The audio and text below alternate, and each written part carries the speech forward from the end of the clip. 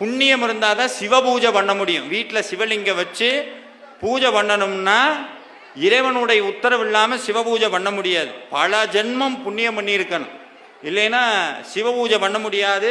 நெத்தியில் விபூதி வைக்க முடியாது, உத்ராட்சம் தடிக்க முடியாது. சிவபெருமானுடைய இது அத்தனையுமே திருச்சின்னங்கள்னு பேருங்க. என்னதுங்க? திருச்சின்னங்கள். இப்போ உதாரணத்துக்கு நான் ஏதாவது ஒரு கட்சியினுடைய வேட்டி கட்டியிருந்தேன்னா நான் கண்டுபிடிச்சல, ஓ இவர் அதை சேர்ந்தவர், இவர் இதை சேர்ந்தவர். இந்த விபூதி ருத்ராட்சத்தையும் போட்டிருந்தா நம்ம சிவாகமம் சொல்லுது, யமன் வந்து பார்ப்பானா, விபூதி ருத்ராட்சத்தையும் பார்த்தா யமன் சொல்லுவானாம், இவன் யமலோகத்தை சேர்ந்தவன் அல்ல, கைலாய லோகத்தை சேர்ந்தவன், இவனை தொடக்கூடாது. அப்படி புண்ணியம் இருந்தால் தான் சிவ பூஜை பண்ண முடியும். வீட்டில் சிவலிங்கம் வச்சு பூஜை பண்ணணும்னா இறைவனுடைய உத்தரவு இல்லாமல் சிவ பூஜை பண்ண முடியாது. பல ஜென்மம் புண்ணியம் பண்ணியிருக்கணும், இல்லைன்னா சிவ பூஜை பண்ண முடியாது. நெத்தியில் விபூதி வைக்க முடியாது, உத்ராட்சம் தடிக்க முடியாது.